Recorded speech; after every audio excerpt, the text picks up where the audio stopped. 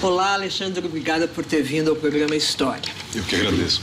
Alexandre, vendo a sua tese de doutorado e um trabalho que você me mandou para ler, eu acho que o que você está... o seu objeto, vamos dizer, visto de um jeito mais geral, é a consolidação do capitalismo no Brasil na Primeira República. Isso. Então, vamos falar. Que capitalismo é esse que está se consolidando no Brasil ali entre os 1890 e os 1930? Bom, antes de mais nada, agradecer o convite e dizer que, para olhar e entender um pouco o desenvolvimento do capitalismo no Brasil, de alguma forma eu precisei voltar a formação e o próprio desenvolvimento do capitalismo de uma maneira mais geral.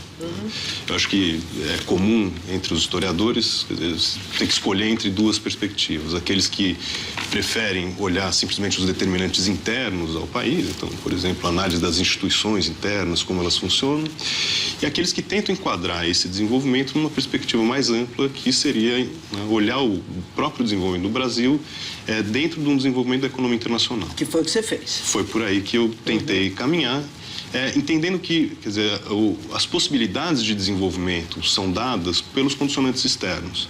Evidentemente que as decisões internas são centrais para você viabilizar um tipo ou não de desenvolvimento. E qual é o quadro maior que está acontecendo com o capitalismo no mundo, ou pelo menos no mundo ocidental? Eu acho que um marco importante seria aquilo que ocorre a partir da segunda metade do século XIX, e que seria a expansão do capitalismo, quer dizer, ou pelo menos de empresas e do próprio capital, bancário, financeiro, dos países centrais para a periferia. E aí, tem então, essa expansão está acontecendo a partir da segunda metade do século XIX? Isso, eu acho que, quer dizer, para entender a América Latina nesse processo, a segunda metade do século XIX é o momento. Porque, quer dizer, você tem o período das independências, que evidentemente tem um papel da Inglaterra muito claro na questão da abertura, né, dessas economias, na questão do discurso do liberalismo, mas quer dizer, essas economias latino-americanas têm um problema na sua formação dos seus estados e o próprio desenvolvimento das suas economias, e por isso só a segunda metade do século XIX começa a encontrar, dizer, uma maior aproximação com esse desenvolvimento do capitalismo internacional.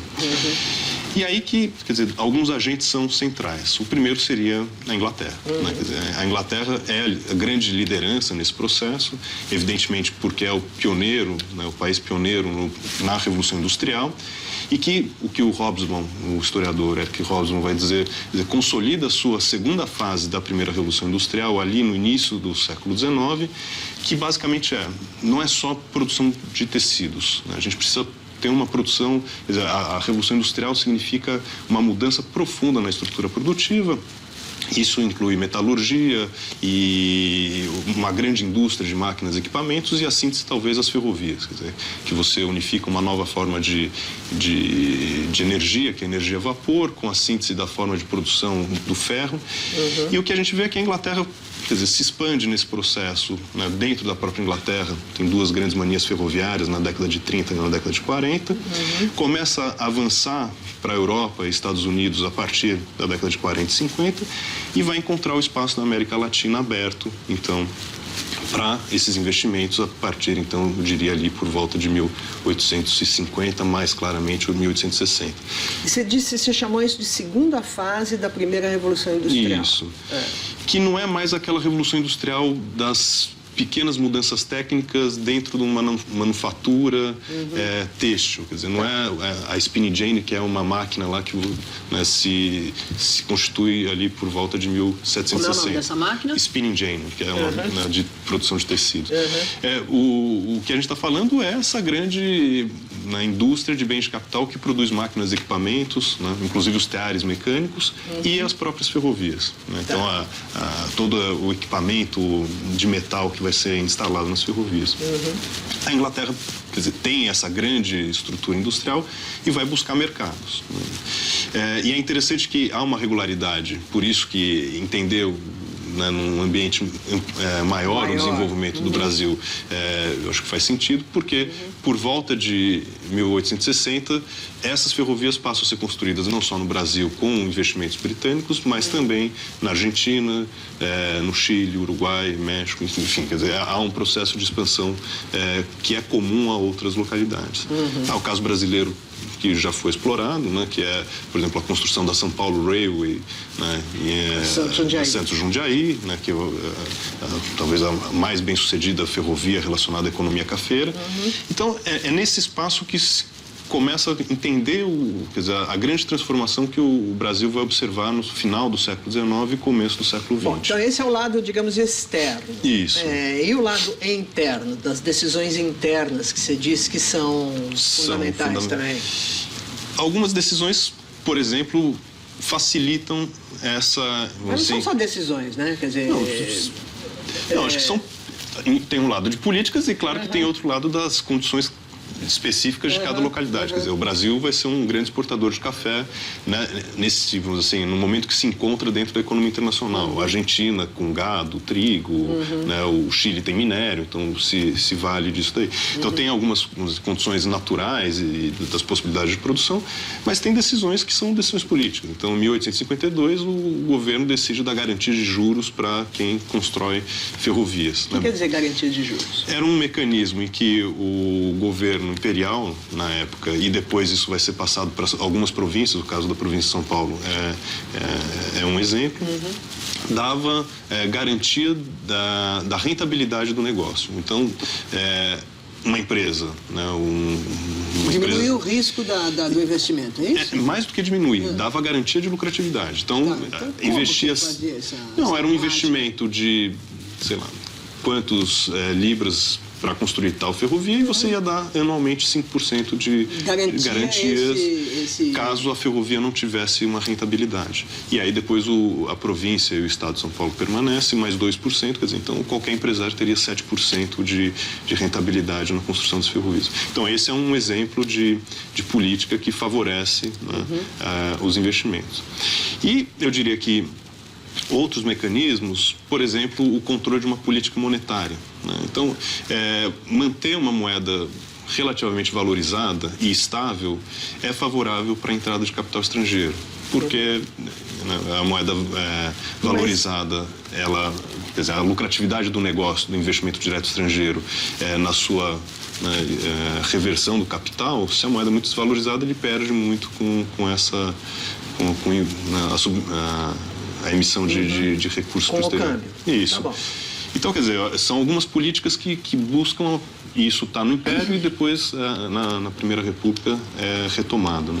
Tá bom, mas essa política, então você está falando de duas coisas. Decisões que garantem o investimento estrangeiro em ferrovias, por exemplo, que estão sendo vistas, então, pelo governo brasileiro como algo desejável e necessário para o desenvolvimento do Brasil, é isso? Perfeito. Tanto é que o José Murilo de Carvalho, quando faz uma análise do período imperial, ele vai, né, mostrando os gastos do governo, mostrar claramente que nessa parte da segunda metade, especialmente nas décadas finais do Império, que os gastos com serviços públicos, especialmente aí a questão das ferrovias, cresce muito. Então, é o governo entendendo que é uma política necessária para ampliar a exportação. Então, as ferrovias que exportam café e açúcar no Nordeste, café mais no Sudeste, ou mesmo alguma integração regional. Então, algumas ferrovias de integração. Então, essa seria uma... E a outra coisa que você diz como política do Segundo Reinado é o câmbio apreciado. Mas o câmbio apreciado interessava a cafeicultura ou a cultura de açúcar?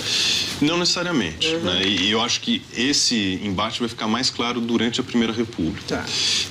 Qual é o ponto? Quer dizer, o câmbio apreciado é favorável para o Estado, porque o Estado, quando se endivida no exterior, quer dizer, o câmbio apreciado auxilia no pagamento dessas dívidas. A dívida fica menor na moeda local. Na moeda local.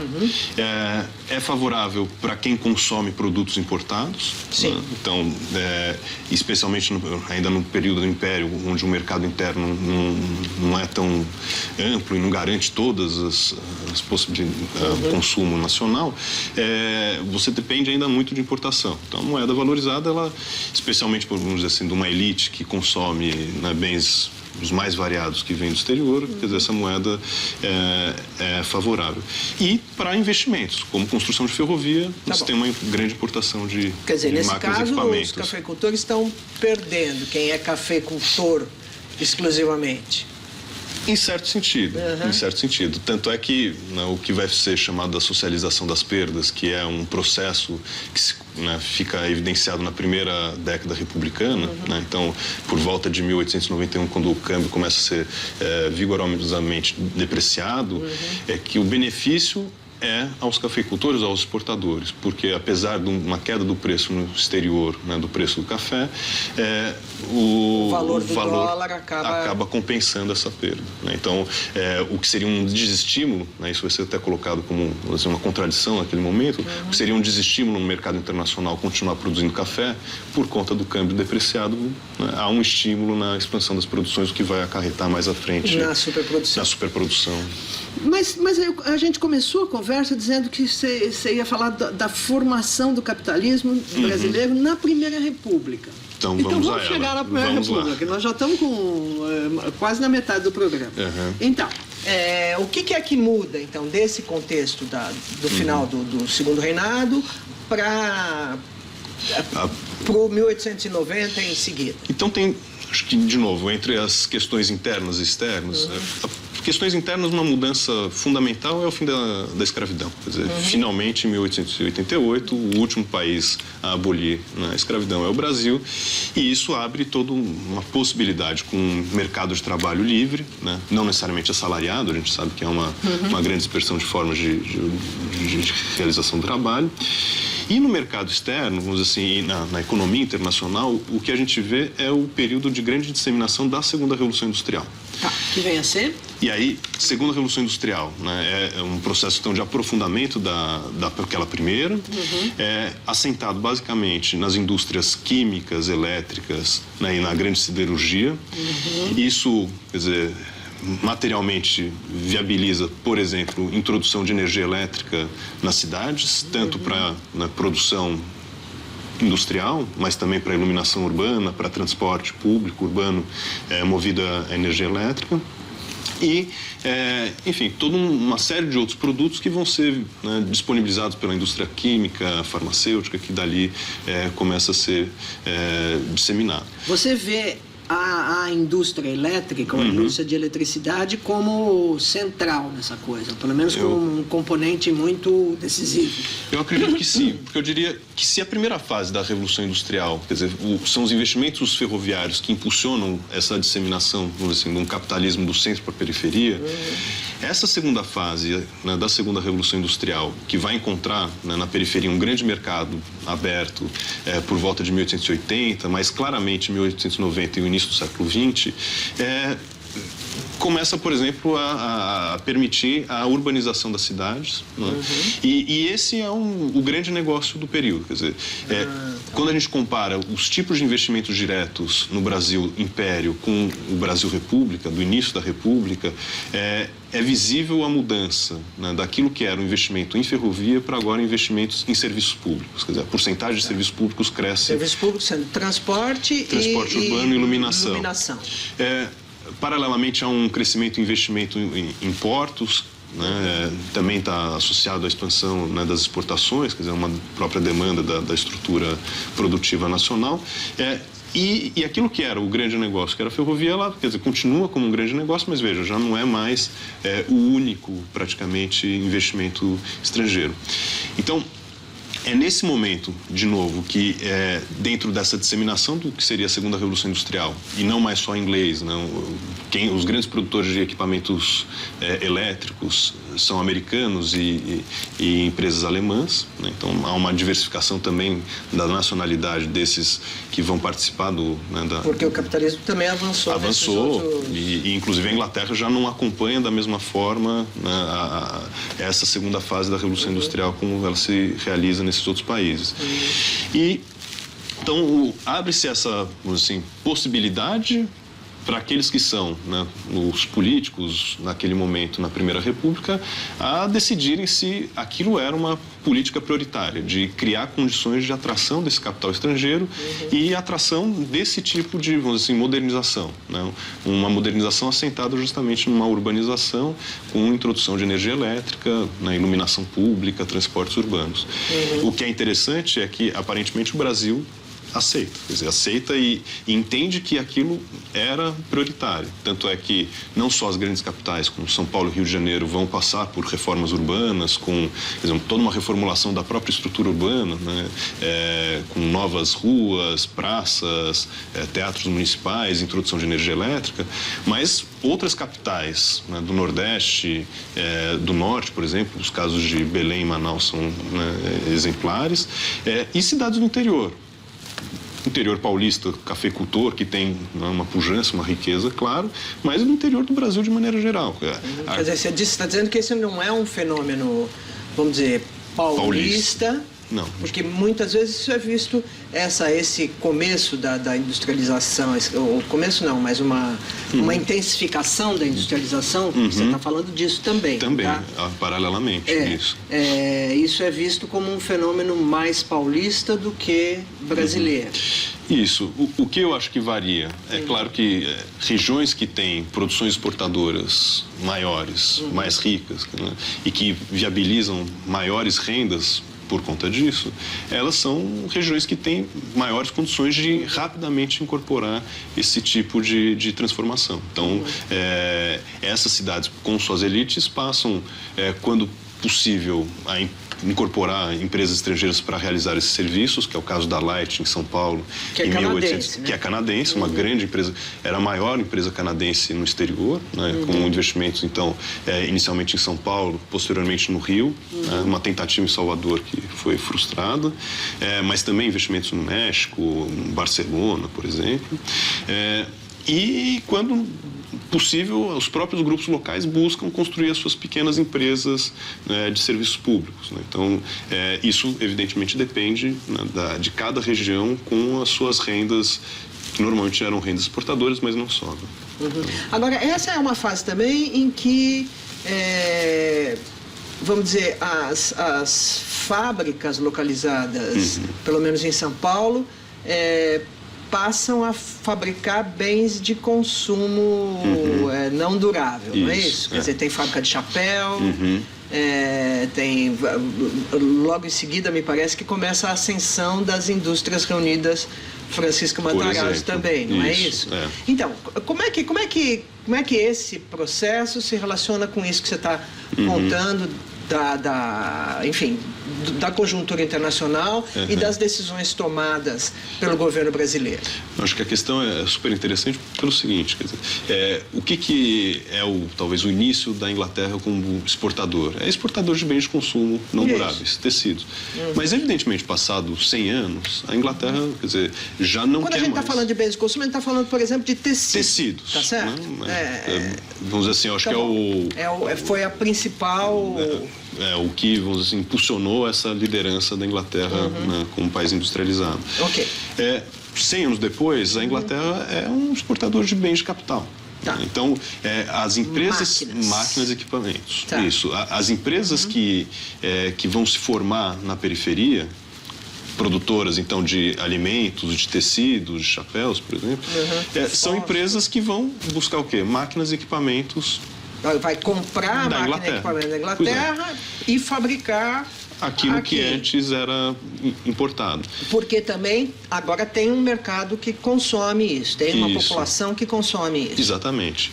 Que tem a ver com o fim da escravidão, que tem a ver com esse processo de expansão das exportações, que tem a ver com o processo de, vamos dizer, diversificação e complexificação dessa economia com urbanização. Então, há um crescimento do mundo urbano e esse mundo urbano depende de consumo de produtos os mais diversos. Então, é o que o Furtado vai falar. A partir desse momento, há uma formação de um mercado interno, né, justamente por conta da superação da escravidão, introdução do trabalho assalariado, e isso cria a condição de uma emergência dessa indústria, né, ainda nos seus primeiros passos. E o que está atrelado, então, à economia internacional é que essa indústria, ela é, inclusive, vamos dizer assim, interessante para o capitalismo internacional porque ela é consumidora de máquinas e equipamentos. Né? Então, acompanhar os gastos do governo, ou, na verdade, a entrada de máquinas e equipamentos no país nesse período, fica evidente que era um grande negócio para os exportadores, como Inglaterra, em alguma medida, depois Estados Unidos, Alemanha, França. Né? E isso vem atrelado a toda uma exportação que não é só de bens de capital, mas, quer dizer, do próprio conhecimento, da técnica, de bens, vamos dizer, chamados intangíveis. Esse é um aspecto que você trata também, que é o aspecto da transferência de tecnologia que vem com as pessoas expatriadas trabalhando nessas fábricas, né? Isso, por que isso é um aspecto... como é que isso agrega na compreensão do que foi o investimento estrangeiro, notadamente o inglês, no Brasil? Um olhar é aquele olhar mais claro que você sabe. Essa companhia é uma companhia britânica, né, formada na Inglaterra, com empresários ingleses e etc. Mas quando a gente olha para a formação das primeiras indústrias, né, brasileiras, as primeiras indústrias têxteis, por exemplo, acho que duas coisas são importantes. Uma é a questão da técnica. Quem que instala a indústria, quem que traz máquinas e equipamentos. Compra-se o equipamento e junto vem precisa as pessoas, fazer a instalação, né? Às vezes, eventualmente, a própria manutenção, o conhecimento. Que é um conhecimento que não existia, vamos dizer, pelo menos não existia muito aqui. Muito. Devia existir pouco. É interessante quando a gente olha para casos de indústrias de máquinas agrícolas, tem todo um espaço de criação muito rico no interior de São Paulo, por exemplo. Né? Então, há, claro, que empresários nacionais ou até, às vezes, imigrantes que estão agora estabelecidos, né, italianos no interior de São Paulo, ou em São Paulo, que buscam ali na sua genialidade criar alguma coisa, introduzir um tipo de produção e estabelecer uma produção industrial. Mas o que há também é que são, às vezes, grandes empresas de comerciantes, por exemplo, que têm relações profundas no mercado internacional, que buscam não só a importação de máquina, mas também, né, do conhecimento. Então, trazendo engenheiros para fazer a instalação, a primeira grande montagem dessas indústrias, o seu funcionamento. Quer dizer, então, há um componente, vamos dizer assim, intelectual, né, que está sendo exportado juntamente com essas indústrias que, teoricamente, são nacionais, mas que em algum sentido dependem e criam vínculos fortes com o exterior. E o que isso tem a ver com as mudanças pelas quais a cidade de São Paulo está passando? Como é que você diria que tudo isso, de uma certa maneira, é mais intenso em São Paulo? É mais intenso em São Paulo, por conta, evidentemente, São Paulo é o grande centro exportador, né, da principal economia brasileira. Em algum momento a borracha tem lá um papel relevante, mas o café é muito mais prolongado.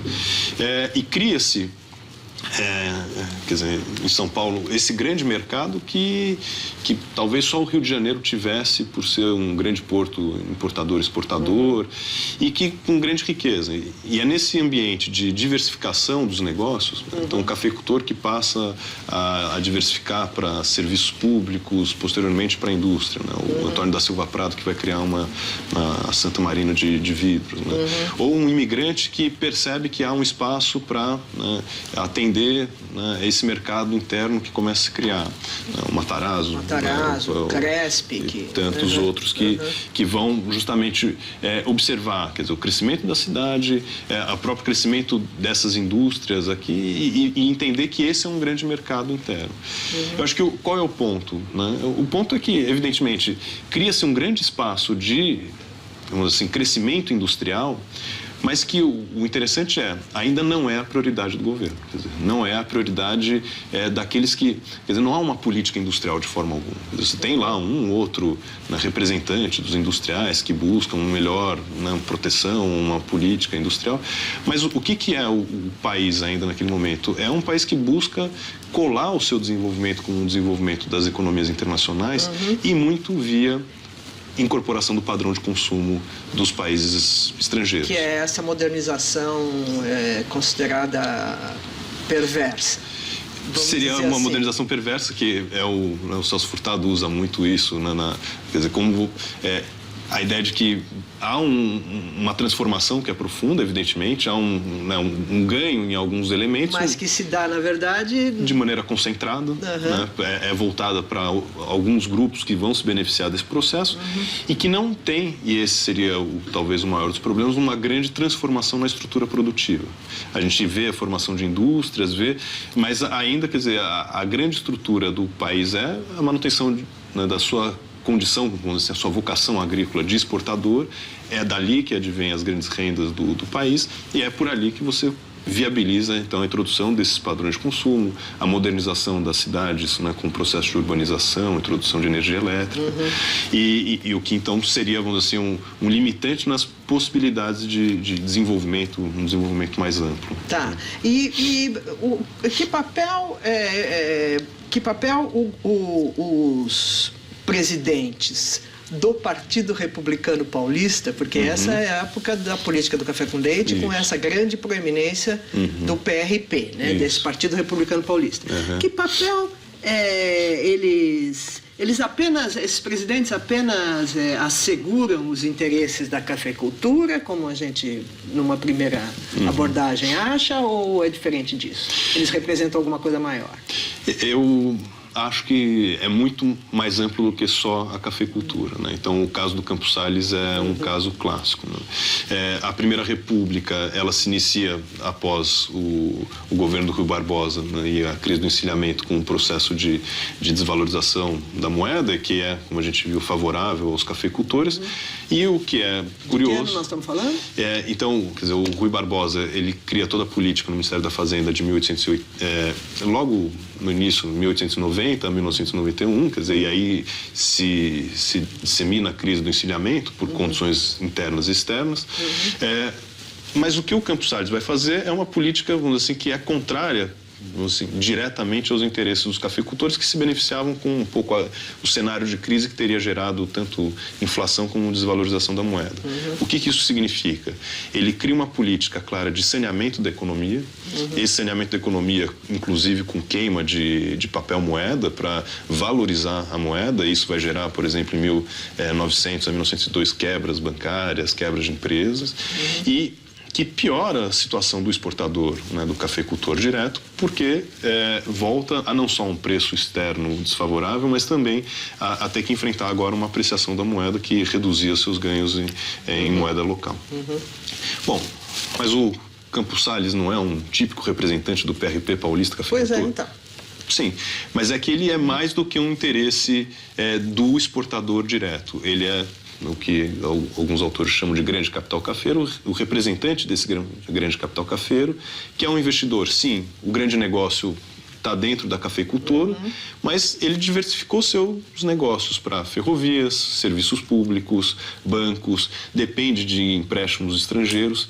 E todo esse processo, quer dizer, a importação de meios de capital para a construção de ferrovias, importação de capital via empréstimos para financiar os seus negócios, depende, por exemplo, de uma moeda ou se beneficia de uma moeda valorizada de um saneamento da economia.